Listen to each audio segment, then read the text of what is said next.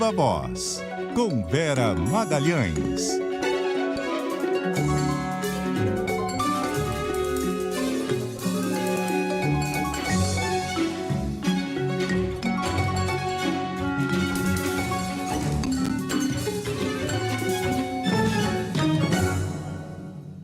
Oi, Vera, boa noite, tudo bem?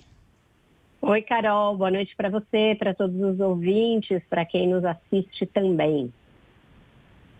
Vera, hoje é dia de resumo da semana, mas para não perder o hábito, as sextas-feiras têm sido quentes, né? Começamos com o assunto de hoje, as revelações aí dos depoimentos dos ex-comandantes do Exército e da Aeronáutica. É isso, a semana só acaba quando termina, Carol, principalmente porque houve esses dois depoimentos gravíssimos e também a liberação de um pacote de queda de sigilo de outros depoimentos envolvidos nessa investigação aí dos atos golpistas, né, que estão no inquérito das milícias digitais e que agravam o que parecia impossível, né, agravam a situação do ex-presidente Jair Bolsonaro, porque agora com a íntegra, né, com a disponibilidade da íntegra dos depoimentos do general Freire Gomes e do tenente brigadeiro Carlos de Almeida Batista Júnior, a gente fica sabendo da participação efetiva do ex-presidente Jair Bolsonaro em consultar os então comandantes das três forças a respeito da possibilidade de aderirem a um ou mais planos golpistas. Tinha um cardápio de propostas golpistas colocado na mesa, levado a Bolsonaro por diferentes interlocutores, e essas opções foram levadas aos comandantes das Forças Armadas em mais de uma reunião. Eram reuniões acontecidas no Palácio da Alvorada, com a participação não só dos militares, mas de integrantes civis do governo. Então, o advogado-geral da União é figura que consta numa dessas reuniões, tendo sido consultado ostensivamente pelo então presidente da República a respeito da viabilidade de uma daquelas propostas. Então, isso é muito grave, isso contradiz cabalmente o que vinha dizendo o advogado do ex-presidente, que ele só tinha tido conhecimento de eventuais minutas golpistas no decorrer da investigação. Ele chegou a falar isso mais de uma vez, e agora esses depoimentos o desmentem frontalmente. E tem algo de maior gravidade ainda, que é o fato de que o então comandante da Aeronáutica, o ex-comandante da Aeronáutica, Almeida Batista Júnior, diz que o general Freire Gomes chegou a textualmente dizer para o Bolsonaro que teria de prendê-lo se ele insistisse em uma daquelas possibilidades de golpe. Então, isso é bastante grave. Isso mostra que o comandante do Exército teve um papel fundamental para evitar que ele ousasse tentar um daqueles planos, e inclusive o tenente brigadeiro é também muito explícito ao ser questionado pela Polícia Federal e dizer que se o general Freire Gomes não tivesse feito isso e rechaçado sem deixar margem para nenhuma dúvida o plano golpista, a tentativa de golpe teria efetivamente se consumado no entendimento dele. Foram 6 ou 7 reuniões, porque ele narra uma reunião do dia 10 de novembro de 2022 e diz que antes já tinha estado 5 ou 6 vezes no Alvorada, no interregno só do primeiro para o segundo turno, ou seja, em 10 dias, porque o segundo turno foi acho que 30 ou 31 de outubro de 2022, em 10 dias Bolsonaro reuniu o alto escalão das Forças Armadas 6 ou 7 vezes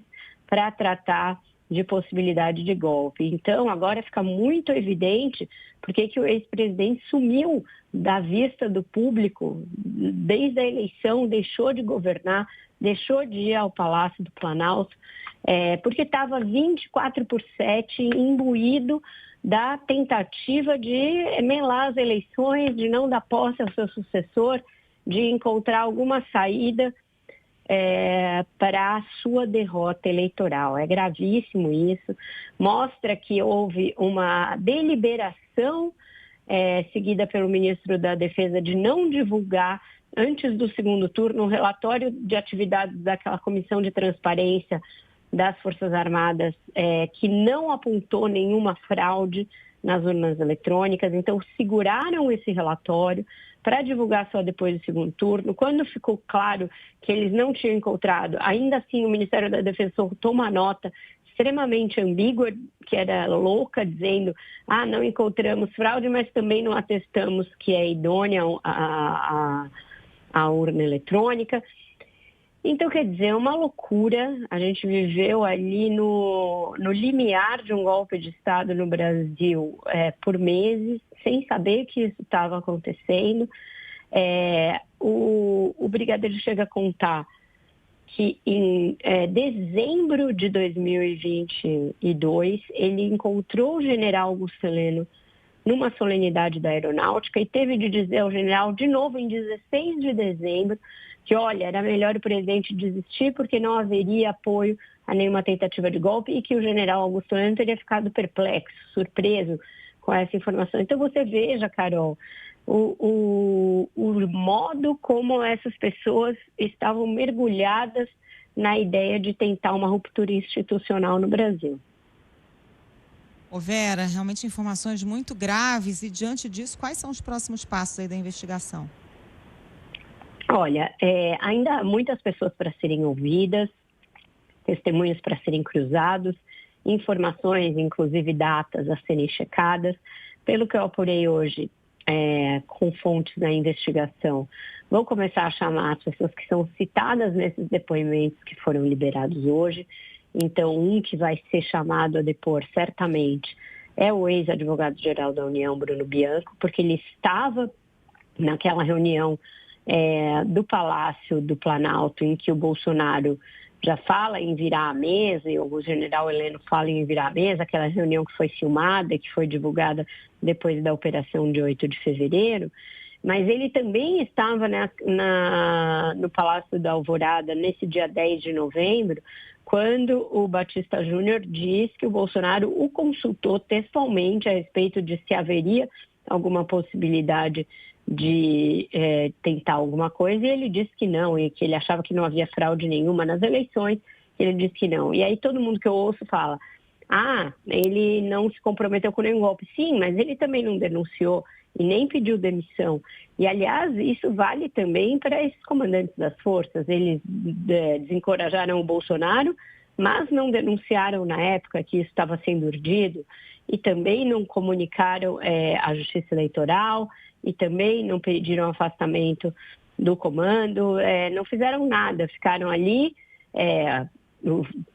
Ao que consta, o general Freire Gomes ameaçou o Bolsonaro com uma prisão, etc., mas continuaram e passaram, inclusive, o cargo aos seus sucessores, sem dizer nada, sem fazer nenhuma alusão. Aí só foram mencionar mais de um ano depois da transição, quando foram chamados a depor. Então, acho que tem muita coisa a ser esclarecida ainda. Vai ter alguns militares que vão virar réus, isso é evidente, fica patente. O ex-comandante da Marinha certamente vai se transformar em réu. Os generais todos da reserva que ficaram incentivando um plano golpista deverão ter o mesmo destino. Tem aí, entre os depoimentos que foram tornados públicos, o do general da reserva, Laércio Virgílio, que disse que seria necessária a prisão do Alexandre de Moraes para a volta da normalidade institucional e harmonia dos três poderes. Ele disse isso no seu depoimento à Polícia Federal. É alguém que está de pijama já há muito tempo, mas que era ali ouvido nesses bastidores bastante quentes. Então, tem ainda muita coisa para ser feita, Carol. Eu já disse aqui algumas vezes e continuo ouvindo isso das fontes. Ninguém vai queimar etapas, ninguém vai prender ninguém antecipadamente. O máximo que se quer é evitar muito ruído nessa fase aí delicada das investigações, mas o destino de alguns desses militares deverá ser o mesmo daqueles que perpetraram o 8 de janeiro e estão presos agora. Vera, diante desse cenário todo, dá para compreender melhor a decisão do presidente Lula de não fazer nenhum evento alusivo aos 60 anos do golpe de 64? Olha, ele desagradou bastante a esquerda com essa decisão, tem críticas aí de grupos de direitos humanos, próprio ministro Silvio Almeida, ao que consta, não ficou satisfeito, mas na minha avaliação a decisão foi correta do ponto de vista de quem tem a obrigação de gerir o governo e tem a obrigação de manter as Forças Armadas ali dentro da legalidade e fazendo o seu papel. Tem toda uma tentativa do general Tomás, que é o novo comandante do Exército, e do ministro José Múcio, de acalmar os ânimos internos e de fazer com que os militares entendam que quem avançou ali no golpismo vai ter de ser punido, que isso é bom. Isso é bom para a própria institucionalidade das Forças Armadas, para a imagem das Forças Armadas.